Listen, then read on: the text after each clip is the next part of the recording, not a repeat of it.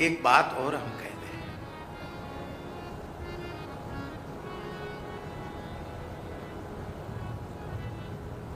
श्री जानकी जी को वाल्मीकि महर्षि के आश्रम के निकट लक्ष्मण जी ने छोड़ा। निकट का मतलब ऐसा समझो जैसे ही हम लोग यहाँ बैठे हैं गौशाला, और गौशाला के दरवाजे पे किसी को बिठा दिया जाए, तो गौशाला का द्वार कोई गौशाला से अलग थोड़ी माना जाएगा, गौशाला ही माना जाएगा। इस तरह से वाल्मीकि महर्षि के आश्रम की सीमा में ही श्री जानकी जी को विराजमान किया और कहा कि माता, मुझे आप अपनी प्रेम भरी दृष्टि से ही देखना, इसमें आपके पुत्र लक्ष्मण का तनिक भी कोई अपराध नहीं है, प्रभु की ऐसी आज्ञा है। तो कहा लक्ष्मण, तुम हमारे साथ महर्षि का पादवंदन करने नहीं चलोगे?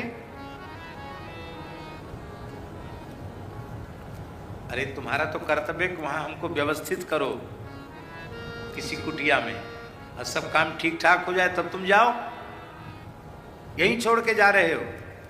अभी भी जानकी जी को खबर नहीं। लक्ष्मण जी फूट फूट करके रोने लगे। कहा रे लक्ष्मण, कितनी प्रसन्नता का विषय है, हम ऋषि पत्नियों के सेवा में लगेंगे और वहां ऋषियों का सत्संग हमको सुनने को मिलेगा, कितने आनंद की बात है, तुम रो रहे हो। कहा माता, प्रभु की यहीं तक आने की मुझे आज्ञा है। किशोरी जी संकित हुई और कहा क्या उन्होंने मुझे मेरा परित्याग कर दिया है? लक्ष्मण जी ने कानों पर हाथ रखा और बेहोश हो गए। समझ गई। कहा रघुवंश का तेज मेरे गर्भ में पोषित पालित हो रहा है। लक्ष्मण, इस अवस्था में एक बार मेरी ओर देखो तो सही, मेरी क्या क्या हालत है, मेरी क्या दशा है। उस समय श्री लक्ष्मण जी ने कहा माता, मैंने आज तक आपके चरणों से ऊपर दृष्टि उठाई ही नहीं है। आप मुझे आज्ञा दे रहे हैं कि मेरी ओर देखो, तो मैं कैसे देखूं? इस समय मेरे प्रभु निकट नहीं है और इस निर्जन वन में केवल आप हैं और मैं हूं। मैंने आज तक चरणों से ऊपर दृष्टि उठाई नहीं, तो इस अवस्था में मैं अपनी दृष्टि को ऊपर कैसे उठाऊं? बाबा किशोरी जी सावधान हुई और कहा लक्ष्मण, अब मेरी एक बात सुन लो, मैं तुम्हें एक सेवा संभला रही हूं। मेरे वियोग में यदि प्रभु व्यथित हुए और होंगे अवश्य, तो उनकी सार संभार कौन करेगा? इसलिए तुम मुझे वचन दो कि उनकी सार संभार करोगे।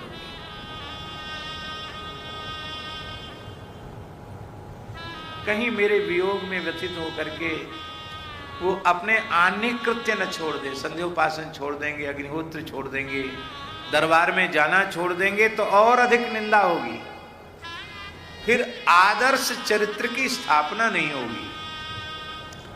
इसलिए उनके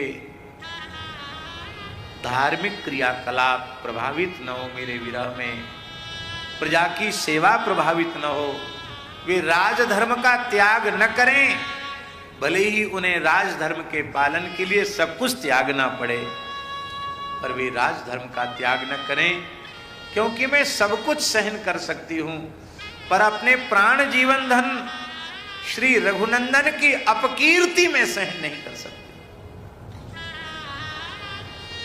उनकी कीर्ति को कोई कलंकित करे, ये मुझे सहन नहीं होगा। लाख लाख करोड़ करोड़ प्रणाम है श्री किशोरी जी के चरणों में। इसको कहते हैं प्रेम।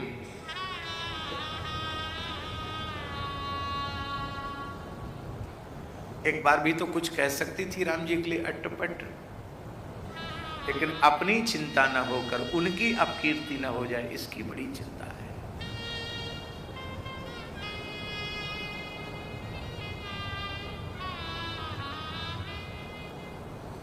लक्ष्मण जी ने नीची दृष्टि की,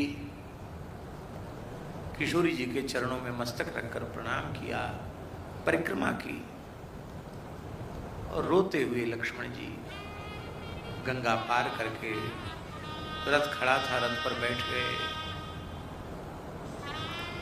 लक्ष्मण जी की क्या दशा हुई होगी उसका वर्णन वाणी से संभव नहीं है। इधर कुछ मुनि कुमार, ऋषि कुमार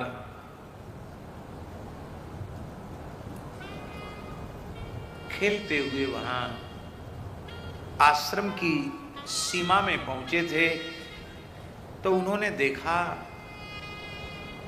कि एक देवी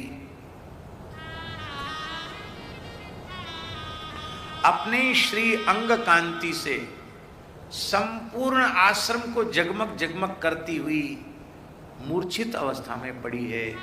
मूर्छित अवस्था में भी इतना दिव्य प्रकाश श्री अंग से निकल रहा है कि पूरा वन उद्भासित हो रहा है।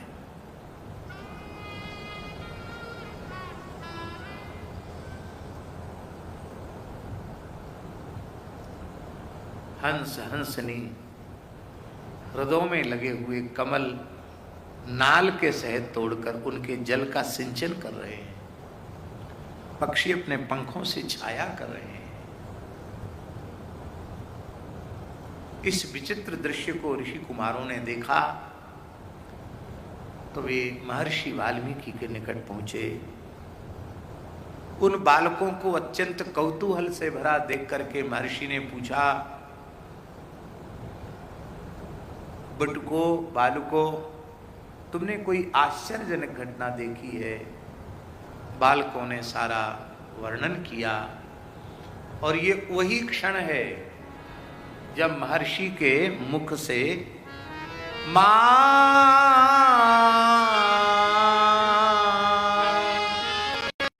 निषाद प्रतिष्ठां त्वमगमः शाश्वती समा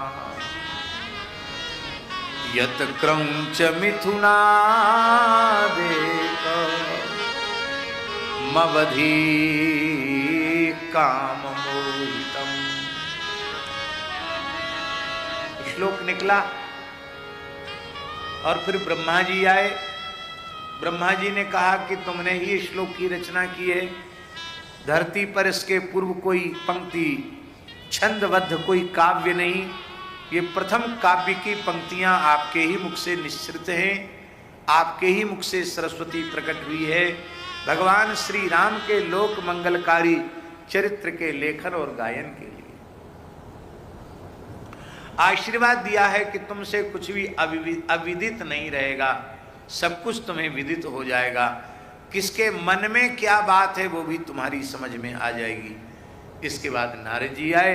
नारद जी ने ओम तपस्वाध्याय निरतम से लेकर और जनच्च शूद्रोपि महत्वमीयात यहां तक संपूर्ण मूल रामायण का वर्णन किया।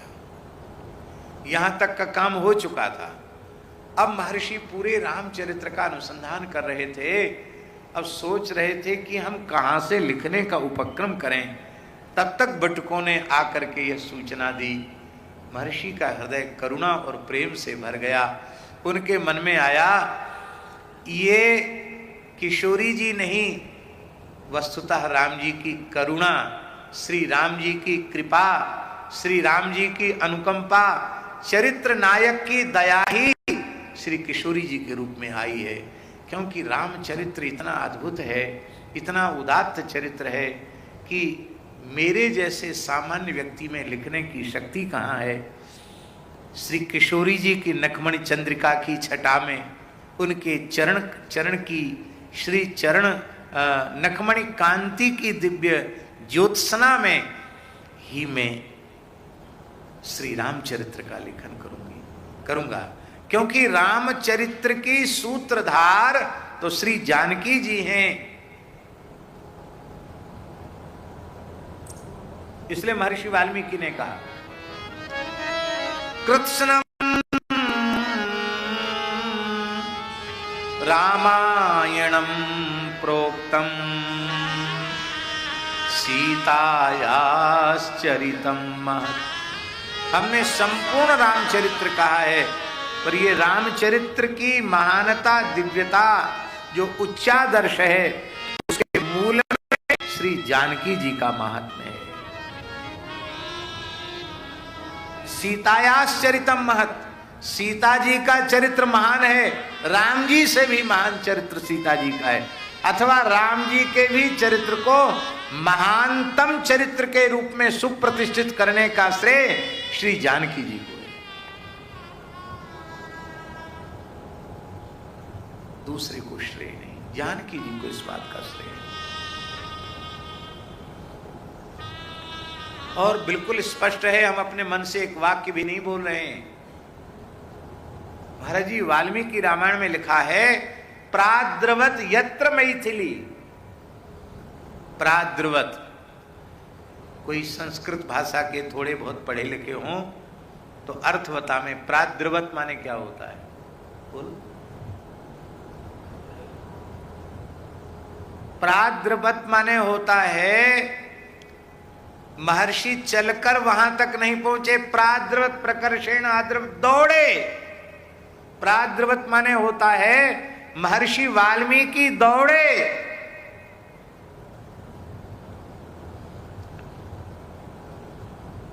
हम वृद्ध नहीं हैं, शरीर वृद्ध नहीं है, लेकिन हमसे कोई कहे बाबा के दौड़े आओ, तो हम तो भरे भारी आलसी व्यक्ति, हम दौड़ नहीं सकते। प्रकृति में भी नहीं है दौड़ना, हम दौड़े कहां से? बचपन में कभी दौड़ते होंगे तो दौड़ते होंगे, बाल्यकाल में भी कभी खेल कूद, चंचलता, ये सब प्रकृति रही ही नहीं, बिल्कुल नहीं रही। लोग कहते थे एकदम बोधे, बोधा जानते हो ना, कुछ नहीं, ऐसे ही। बुंदेलखंड में कहते सिर्री, सिर्री कहते ना, ऐ सिर्री है, कछु नहीं, सिर्री है, कोई ज्ञान ही नहीं, कोई बोध ही नहीं। तो अपनी अपनी प्रकृति होती है। तो हमारी प्रकृति नहीं है कि हम भाग दौड़ करें। अब यही दौड़ने की बात गणपत बाबा से कह दो, तो बाबा की इच्छा भी हो तो भी तो दौड़ नहीं सकते, क्या अवस्था है शरीर की, कैसे दौड़ेंगे? नहीं दौड़ेंगे। त्यागी जी से कह दो कि दौड़ के परिक्रमा कराओ गिरिराज जी की, नहीं कर सकते।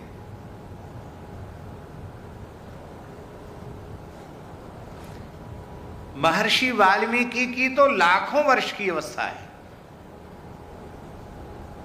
वो तप वृद्ध हैं, वे ज्ञान वृद्ध हैं, वे वयो वृद्ध हैं, और क्या उनकी प्रकृति में दौड़ना होगा क्या? नहीं। पर इतने भावाविष्ट हो गए और तत्काल जान गए कि और कोई नहीं, वो संपूर्ण वन्य प्रदेश को उद्भासित करने वाली देवी वह और कोई नहीं, विदेह राजनंदनी, श्री जनक नंदनी, श्री सुनैना नंदनी, श्री राघव की प्राण वल्लभा श्री मैथिली ही हैं और कोई दूसरा नहीं। इसलिए महर्षि वाल्मीकि लिख रहे हैं, प्राद्रवत यत्र मैथिली, जहां मैथिली है वहां दौड़ करके महर्षि वाल्मीकि पहुंचे। ऐसे नहीं पहुंचे, अर्घ पाद्य मधुपर्क गंध अक्षत पुष्प बोले सब पीछे से लाओ, मैं दौड़ के जा रहा हूं। अर्घ पात्र लेकर के महर्षि दौड़े हैं, चरणों में अर्घ निवेदित किया है, बड़े स्नेह से कहा, पुत्री तुम अपने घर में आई हो, चलो पुत्री चलो। और इसके बाद श्री किशोरी जी स्वस्थ भई हैं, शोक का अपनोदन हुआ है, और आज से ही महर्षि ने लिखना आरंभ किया, और लेखन के क्षण में जानकी जी एक सुभद्र वीधि पर विराजती हैं, और बीच बीच में महर्षि श्री किशोरी जी की नखमणि चंद्रिका का दर्शन करते हुए कलम चलाते हैं, लेखनी चलाते हैं। ध्यान में यही बात, यदि जानकी जी की साक्षी में चरित्र लिखा गया होता तो वाल्मीकि रामायण में इतना दिव्य निरूपण महर्षि वाल्मीकि चाह कर भी नहीं कर सकते थे। ये जो उसमें रस आया, जो प्रेम आया, वो रसेश्वरी रासेश्वरी श्री राघव की हृदयेश्वरी श्री किशोरी जी की जो सन्निधि है, उस सन्निधि के कारण वाल्मीकि रामायण में वह दिव्य रस आया। इसलिए ठाकुर जी की कोई भी लीला, हम लोग बहुत मोटी बुद्धि के हैं, अपने ढंग से सोचते हैं, अपने ढंग से विचारते हैं, पर श्री ठाकुर जी की प्रत्येक लीला बड़ी भारी रहस्यपूर्ण लीला है। और समय आने पर कुशलभ को श्री जानकी जी ने जन्म दिया और उन कुशलभ का जात कर्म संस्कार महर्षि वाल्मीकि ने कराया।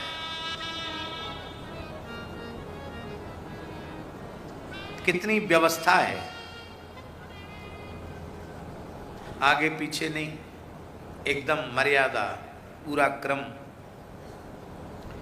इधर श्री जानकी जी ने कुशलभ को जन्म दिया और उधर श्री लखनलाल जी ने अंगद और चित्रकेतु नाम के दो पुत्रों को जन्म दिया, और उधर श्री भरतलाल जी ने तक्ष और पुष्कल नामक दो पुत्रों को जन्म दिया, और सबसे छोटे लाल जी श्री शत्रुघ्न कुमार ने सुबाहु और श्रुतसेन नाम के दो पुत्रों को जन्म दिया। दुई दुई सुत सब भ्रातन केरे, सबके दो दो बालक हुए।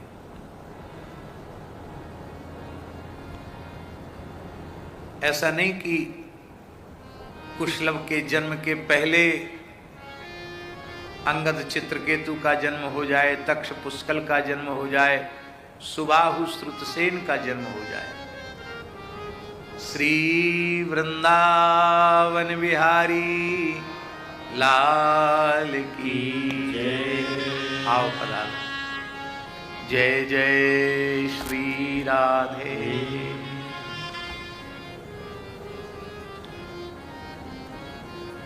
बस इतना ही संक्षिप्त में श्री सुखदेव जी ने वाल्मीकि महर्षि के आश्रम का चरित्र इतना ही कहा, इसके आगे कहेंगे।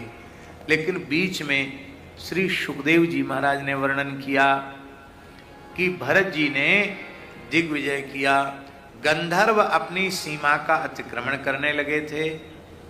भाई गंधर्वों को जब एक स्वतंत्र लोक मिला है तो अपने लोक में रहकर, अपनी मर्यादा में रहकर शासन करना चाहिए, लेकिन गंधर्वों ने इस भूलोक में अधिकार करना आरंभ कर दिया। राम जी ने कहा, शिकायत आई तो राम जी ने कहा उन गंधर्वों को अनुशासित करने के लिए मैं स्वयं जाऊंगा। श्री भरतलाल जी ने कहा, प्रभु आप रावण जैसे त्रिलोक विजयी दुर्दांत असुर से युद्ध कर चुके हैं, और आपकी यदि अनुमति हो तो आप सुखपूर्वक अयोध्या में विश्राम करें, मैं गंधर्वों से युद्ध करने जाऊंगा। भगवान ने भरत जी को आदेश दिया और श्री भरत जी ने गंधर्वान कोटिशो जघने भरतो विजये दिशाम, करोड़ों गंधर्वों का भरत जी ने संहार किया। गंधर्व बहुत बलवान होते हैं। अब भरत जी के द्वारा इतना बड़ा युद्ध करवाना और युद्ध में विजय दिलवाना, इसमें क्या रहस्य है? हमको लगता है इसमें रहस्य ये है कि केवल भरत जी को माला फेरने वाला कोई न समझ ले कि खाली राम राम करना जानते हैं। नहीं, चक्रवर्ती महाराज दशरथ के पुत्र हैं। और एक विशेष बात है भैया जी, वो विशेष बात ये है कि जब राम जी का अयोध्या में रावण वध के पश्चात, लंका विजय के पश्चात जब सरकार अयोध्या जी में आए हैं और उनका राज्याभिषेक हुआ है, तो जैसे दशरथ जी ने इतने लंबे समय की प्रतीक्षा के बाद युवराज पद राम जी को देने का विचार किया, राम जी ने इतना विलंब नहीं किया। राम जी ने तत्काल युवराज पद पर भरत जी को ही हठ पूर्वक आज्ञा देकर अभिषिक्त किया। नहीं, मेरे सामने तुम युवराज के सिंहासन पर विराजो। ये राम जी का औदार्य है। नहीं सोचते ये क्यों गद्दी पर बैठे, युवराज बनेंगे तो यही बाद में राजा बनेंगे, फिर इनकी संतान राजा बनेगी। हमारे बच्चों का क्या होगा।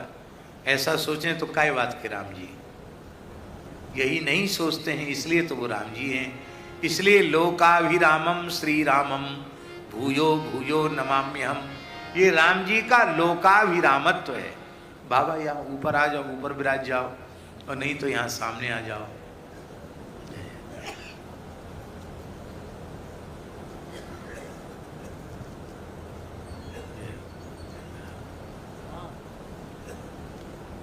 और तदीयम धन मानीय सर्वम राज्ञे निवेदित, वहां से धन ला करके भरत जी ने राम जी के चरणों में समर्पित किया।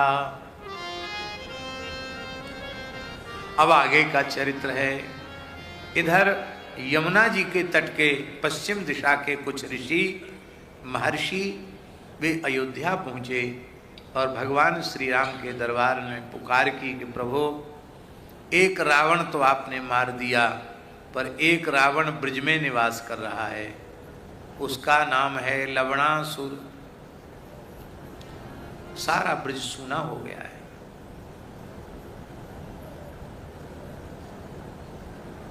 हजारों ऋषियों को, गायों को, ब्राह्मणों को खा गया है वो।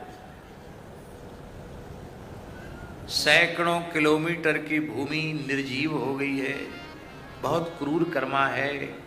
भगवान शंकर का वरदानी त्रिशूल उसके पास में है, कोई देवता भी युद्ध में उसका मुकाबला नहीं कर सकते। तो भगवान जब तक उस लवणासुर का वध नहीं हुआ तब तक आपकी प्रतिज्ञा कैसे पूर्ण होगी कि निश्चरहीन करो मही भुज उठाय प्रण, कि अभी निश्चरहीन मही नहीं हुई है। राम जी ने कहा बिल्कुल ठीक है, हम जाने के लिए तैयार होते हैं।